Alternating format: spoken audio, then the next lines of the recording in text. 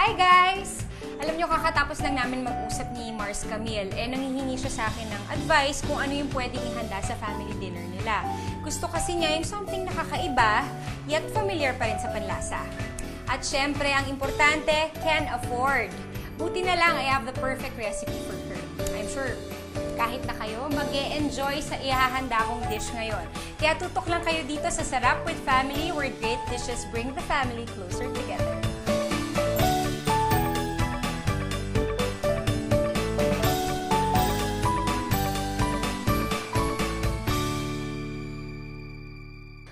Mars! Naku, buti dumating ka na. Oo nga, buti na lang available ka. Buti. Ako pinuntahan mo ngayon. Oo dahil naman. Interesting itong ituturo ko sa'yo. Alam mo, bihira sa ating mga artista na maka-attend ng mga family gatherings, no? Kasi busy nga tayo sa work, kaya kapag may chance tayo na gumawa nga ng mga kailangan natin gawin, sinisigurado natin na something special talaga yung ihahanda natin para sa kanila. Tama ba? I agree, Mars. Kaya nga nandito ako ngayon at kinulit kita kasi gusto ko sana magpaturo sa'yo ng special recipe na pwede kong i-share sa family ko. Naku, I'm sure magugustuhan to ng buong family mo. Dahil this is something different. So may chance kang magpa-andar sa mga pamilya mo, Yun diba? nga ang excited Yun ang ako, maganda. Mars. Yet, familiar din siya. Sa bahay natin, pwede nating gawin to at pasok sa panlasa talaga. Dahil gagamit tayo ng ating CDO Ulam Burger at gagawa tayo ng CDO Ulam Burger with Tausi. First, ito ang mga ingredients. 6 pieces CDO Ulam Burger shaped into 1-inch balls. 1/2 block tofu cut into 1-inch cubes. 3 pieces tomatoes, diced. 2 cloves garlic, minced. 1 red onion. 2 tablespoons tausi. 1 piece red chili. 1 tablespoon oil. 1 tablespoon cornstarch dissolved into 2 tablespoons water. 1 tablespoon soy sauce. 1/2 cup beef stock. Salt and pepper to taste. Okay, simulan na natin, Game, Mars. Mars. So, ganito lang ang gagawin ko muna. Painitin muna natin tong pan. Tapos, lalagay tayo ng oil. Ganun ulit. Gagawa tayo ng meatballs naman. So, yan. Okay na yan. Hatiin natin sa gitna. Tapos, gagawa tayo ng meatballs. Madali lang gawin. Tsaka, sa isa, pwedeng, depende sa gusto mong Pwedeng dami. mas maliit or pwede namang depende sa ganyan dami ng size. gusto mo. Vegetable oil. Okay, for frying again, Mars. Fry ulit natin, Mars.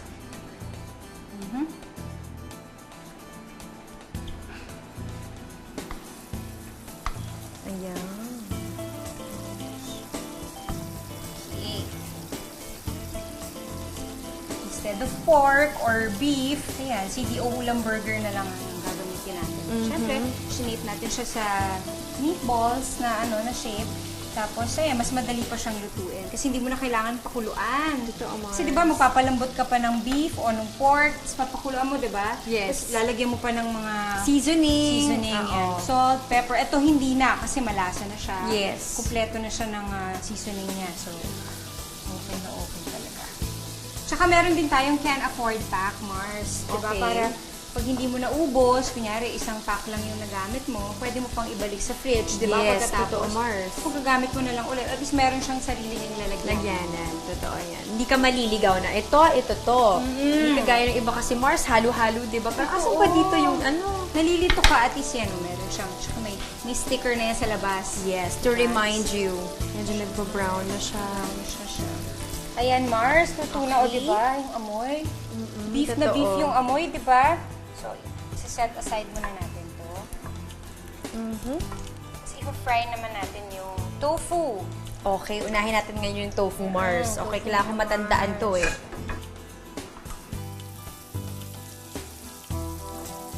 Mars, alam ko naman sobrang busy ng schedule mo. Paano ka nakakahanap ng time kay Nathan?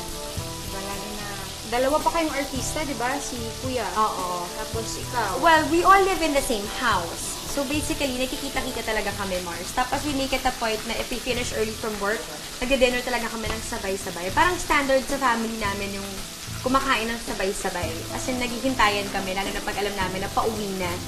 Tapos, yung Sunday, Mars, talagang hiningi ng mommy ko na even now na may sarili-sarili na kami mga buwan, hiningi na talaga yung Sunday na family day. Family day. So we go to church together, we have dinner together. So talaga we make it a point na nagsispend kami ng time na magkakasama sa araw na yun. Mars. Wow, ayan, Ang brown ating na tofu, brown na. So, isa-set aside muna rin natin. Ayan. Okay.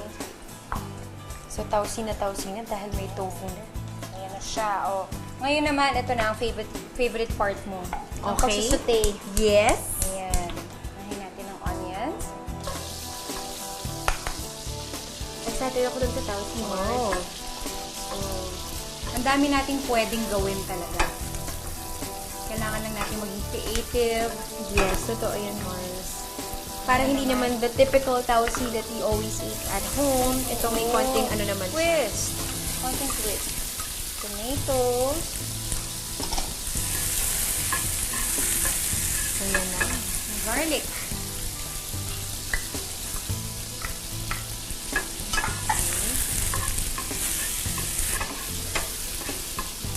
Tapos ang paborito natin, Mars. Correct. Chili. Bilang mahilig tayo sa maanghang. Then, Mars, ayan, medyo brownish na siya. Okay. Golden brown. Lagyan natin yung tausi. Okay. First time ko maka-encounter kung paano lutuin yung tausi, Mars. Parang nakikita ko kasi siya usually lutong na.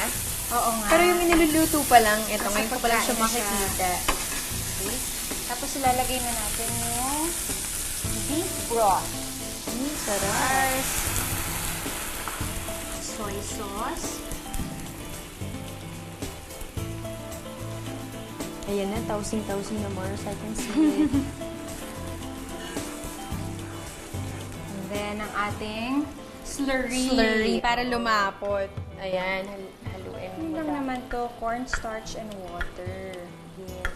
Ilagay natin ng slurry para medyo mag-thicken naman yung ating sauce.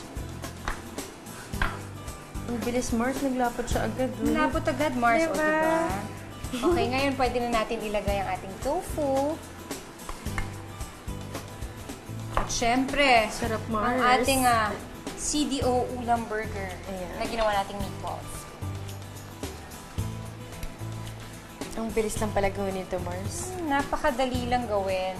And very affordable, Mars. Totoo, Mars. Kasi 'di ba, ang isang CDO ulam burger, ang isang piraso is nagkakahalagang 7.25 lang. Okay. Isa. So ang per kilo niya is 171 pesos compared sa bibilihin mo na beef na 220 to 240 per kilo. Di ba? Ang Yes. laking bagay na nun. Totoo, Mars. Gusto mo pa ng mas maalat, pwede niyo pang lagyan pa ng marami pang salt. Yes. Kung okay na sa'yo, di ba? Oo, depende na sa Salt and pag-season. pepper to taste. Ready na ang ating CDO ulam burger with tausi. Ayan. Diba, Mars? Ang bango-bango. Yes. Oh, yes. Okay. Okay, picture na ba, Pwede Mars? na, pwede na, Teka, Mars. Wait. 1, 2.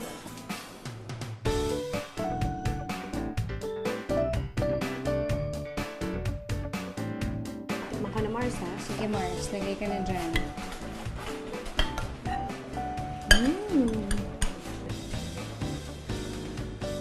Wow, Mars. This is not just ulam, this is bonggang ulam. Paandar Sobrang yan. nagustuhan ko talaga siya, Mars. I really like it. Beef na beef siya, yung aroma na iba din. At the same time, labas na labas din yung lasa ng tausi. O, di ba? Masarap siya talaga. Beef na beef ang lasa. Perfect. Quick and easy lang ang dish na ito. Just fry CDO ulam burger and tofu, then set aside. Saute onions, tomatoes, garlic, chili, and tausi. Pour in beef broth, soy sauce, cornstarch mixture, and let it simmer. Then add in the tofu and cooked CDO ulam burger. Season with salt and pepper, and serve it with rice. We all want to impress our family with a great dish. Kaya sa susunod na maisipan yung magpaandar, gumamit ng CDO Ulam Burger to give a classic can-afford dish a new twist and flavor. I'm Jeneline Mercado. Join me again in our next food bonding here where great dishes bring the family closer together. This is Sarap with Family.